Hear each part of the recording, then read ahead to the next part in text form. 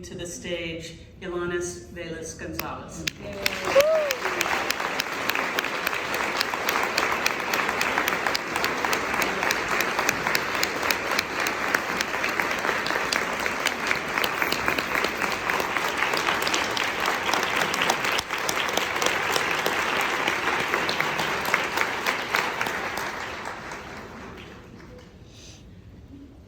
Hola a todos. Hi everyone. Thank you, Karen, so much for introducing me. It's been a pleasure getting to know you. So I want to start off talking a little bit more about myself, just a little bit. I'm from Mayagüez, Puerto Rico, like I mentioned in the video. That's on the west side of the island. It's very different from San Juan, which is, like our biggest city, and which is the place that most people know about. I work as an operations manager for an organization called Right to Democracy. Right to Democracy works to advance democracy, equity, and self-determination for all 5 of the US territories. So that's American Samoa, Northern Mariana Islands, Guam in the Pacific, and then in the Caribbean, you have Puerto Rico and the Virgin Islands. I've been incredibly blessed to work at this organization, learn from this organization, learn from my amazing co-directors. I have helped organize events such as the first summit, where we flew over 40 people from all of the 5 territories to New York City. And for the first time ever, we were all in the same room. I could not even mention these 5 territories before working at this organization. And it's been a real privilege to engage fellow islanders and to talk about how we face similar challenges. While I'm fascinated by the work that we do at Right to Democracy, I have also been consistently engaging in the child welfare space ever since I learned about Foster Club back in 2020. And so almost 3 years ago, I founded my own organization called Overcoming Adversities in Puerto Rico. Thank you. So, Overcoming Adversities, like I mentioned, we are focused on supporting systems-involved youth in their transition out of these systems, particularly while they're in the young adulthood age. So we work with youth aged 18 through 25. And so we have our mentoring program, or as I like to call it, acompañamiento. I think it kind of helps it describe it a little bit more. But it's really based on guided exposure and based on the idea that humans can only learn from what we've been exposed to. So our goal is to help youth explore ways to develop their own healthy careers, their own healthy interpersonal relationships, and a healthy mind. So right now, the future seems really exciting for me, but it wasn't always like this. I wouldn't have been able to overcome my own adversities or do any of what I've accomplished without my own support system, AKA a community of hope. So during my high school graduation, for example, it was one of my toughest moments. I remember being backstage with all my wonderful friends, classmates, the students of Croem, which is a really well-known boarding school in the island. I remember my friends' parents were fixing their clothes, hair, and makeup, whereas I had to scramble to look the best as I could to walk up on stage for an award that I was received. Because I was actually one of a handful of students to receive an award for academic excellence, which meant that I had gotten straight A's all through high school, so that was pretty cool, considering Graham was such a competitive school. But on graduation day, I wasn't proud. I was desesperada, I was desperate. And I remember feeling alone, uncomfortable, sad, anxious, deeply uncertain about my future. The award seemed completely pointless. Going to college seemed pointless. Having friends seemed pointless. I was silently crying before, during, and after my name was called on stage. I kept asking myself, what am I going to do next?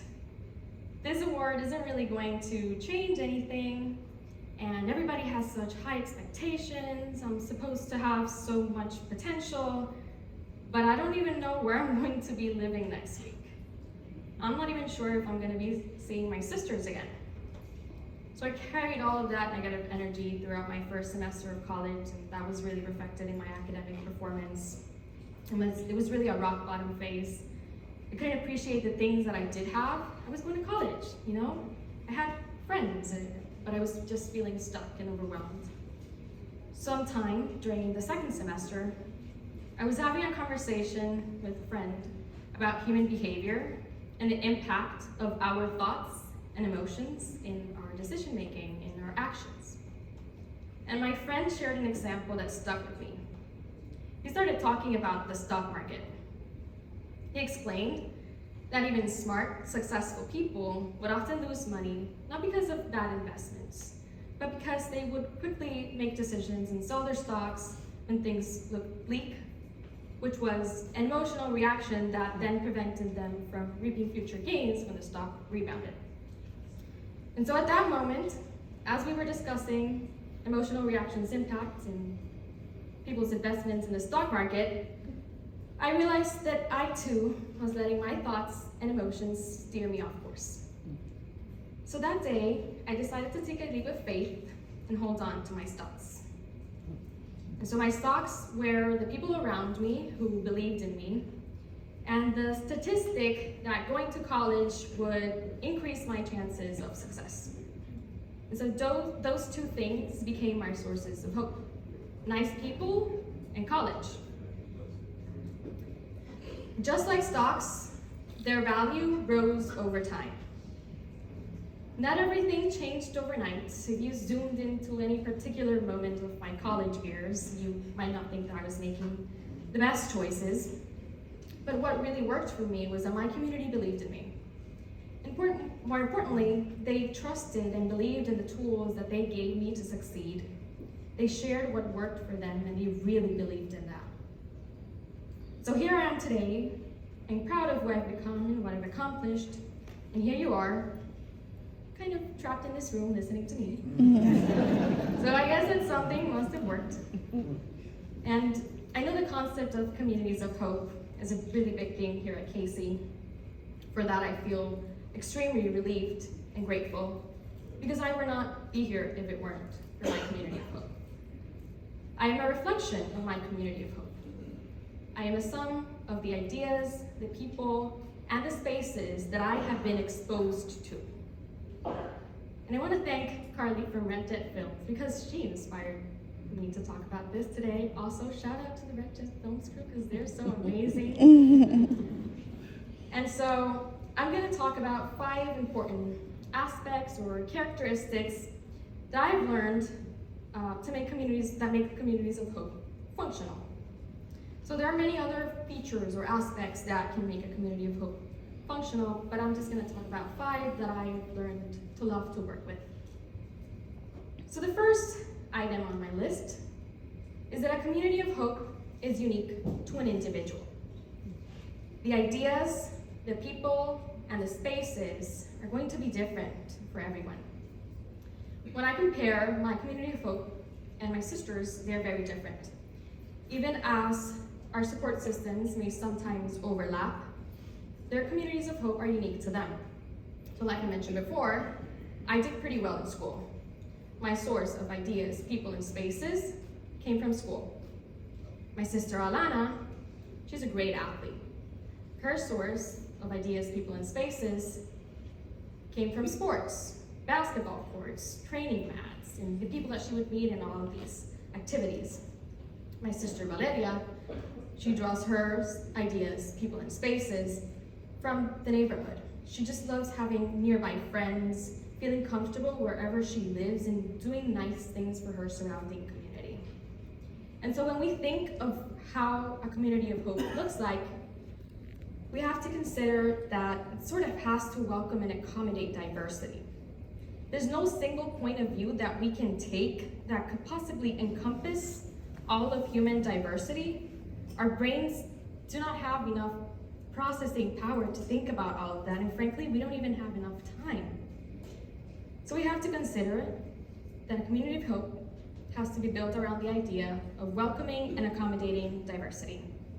It has to be balanced and have enough space for resistance. Resistance that will inevitably arise from this diversity. So the second item on my list is that in all the communities of hope that I've worked with, the designer is also the person being served. These are one and the same.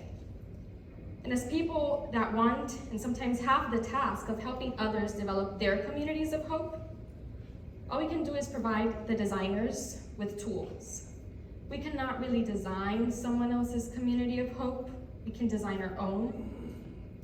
But our role in others' communities of hope is to empower, provide access to positive ideas, people, and spaces. Because we cannot control or do the work for others. They kind of have to do that themselves. One of my toughest moments as a mentor is a time where I helped a youth clean their apartment. This is a young 23-year-old boy with noticeable difficulties in speech and cognition. We had helped him get a Section 8 voucher before I even got to meet him. And so 3 months later, I was able to visit his apartment. And I was shocked by how he had been living. This was in a really bad state for months, for at least 3 months. And so this was truly one of the most impactful moments for me. His apartment was very bad. And I spent almost 8 hours on a Sunday blasting music with this young person, teaching them to clean things that I didn't even know what they were. I questioned everything that day, my purpose, my time management, everything. Many of my friends thought that I was doing way too much, and at one point, I agreed.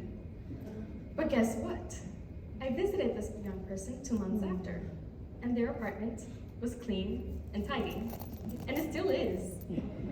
So this person had actually learned, and all I had to do was be there. All I had to do was do the thing with them, not just tell them to do it or do it for them. I just had to be with them. So we cannot control or do the work of others, kind of have to do it themselves, but we can provide them with tools that we trust. So the third item on my list is that we must check ourselves. As people working to help others, we must be aware of our impact. And in the process of helping others, we have to check ourselves. I can share several examples where I've had to check myself because of something I said that might have been a little too rough, or a time where I overlooked a young person's needs. But I wanted to share an example that was very, very hard for me to become aware of. I mentioned that I love school, and clearly college was a very transformative space for me. When I started mentoring youth, I would begin talking to them about college before even getting to know them. I later realized that college was not as exciting for everybody. It was actually very scary, and it was actually a place where they didn't feel that they would belong. So I had deepened the gap between them and the thought of going to college by blabbering to them about it. So I had to address this through conversation with the youth that I had blabbered to, and I had to tell them that my focus on college came from my own experience. They could consider it for their own process, but I have done the emotional work to accept that our processes were going to be different. So as humans, we sometimes will act in ways that do not necessarily align with what we want to accomplish, and we'll make mistakes in the process, even if we're trying to help someone. But as humans, we can also think, we can act with intention, and we can learn from these mistakes, and we can check ourselves. So the fourth item on my list, and I'm going to be brief with these final two items, is that the components of a community of hope are proximal. They're close to the person/designer, person being served/designer. So these components are not always easy to identify if we don't know enough about these person. So we have to know what are the ideas, the people, and the spaces that are close to the designer/person being served by the community of hope in order to figure out appropriate ways to help, to provide these tools. So the literal environment, the ideas, the people, and the spaces that the designer/person being served is exposed to, this becomes the physical manifestation of our community. That's what a community translates to. We just have to make it hopeful. So the final item on my list is that a community of hope needs hope. I said it in the video and I'll say it again. It needs glue to manage the diversity and the resistance. And hope is gonna look different, but it is always energizing. And Dr. William Bell spoke a little bit about it in the ceremony. He said that hope can sometimes be seen as passive, but it's really action. Hope creates action. And how can we operationalize hope? Well, hope can be an attitude. And we can use our thoughts, and we can use our emotions to influence our attitude. Thankfully, research has also already identified activities that help people gain positive attitudes. So we already know that hope can be shared through things like music, hobbies, physical activity, creative activity, friends, fun, time with nature, pets, and more. I don't have official data on this, but I'm willing to bet that any community of hope is better off with a dog. So these are the 5 things that I wanted to share with you guys today that I have found that make functional communities of hope. And my request to you is that you please consider these ideas in your work, but also in your daily lives. I will be here, well not here, in my WIS, at overcoming adversities, doing the same. Gracias. Thank you.